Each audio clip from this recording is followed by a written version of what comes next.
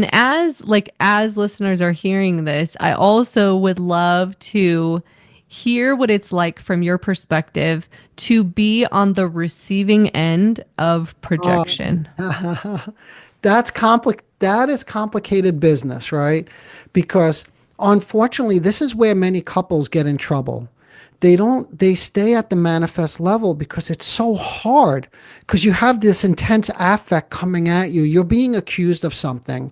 It's so hard to look beyond that and begin to wonder, where is this really coming from? Is it coming from me? So for me to be on the accusing end, so when I'm told by a patient that I just helped them and that felt good, but then they feel upset with me because I only help them for selfish reasons, right?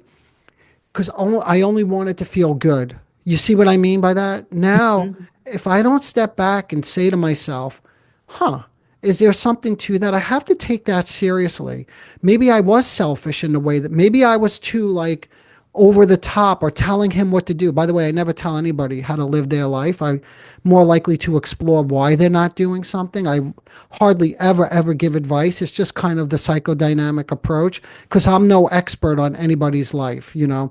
But if I get caught, sometimes I may get caught up on that and I have to question, did I accidentally do that?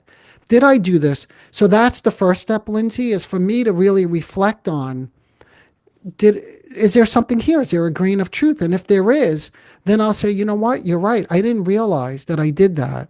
And I apologize. You know, just recently I told someone that they need to look for a job. This is someone I'm treating who's living at home. You know, I have patients like this in my practice, you know, that's part of narcissism. They retreat sometimes. They can't get out. Remember I said they fear that they're going to be judged or they'll Yeah. fail, whatever.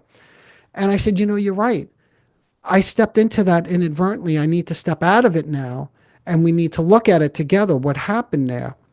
So, anyway, that's a long answer to the question. But the first step is for me to reflect and to think, is this coming from me? And then if it's not, then the next step is to help them begin to see, slowly begin to see how this might be coming from them. And that's a very slow, delicate process with just very basic exploratory questions initially, because we said it a moment ago, they're getting rid of this for a reason, and I don't want to shove it back in them prematurely because then they're going to feel attacked by me, which is not really by me, but it's putting something in them that they don't want.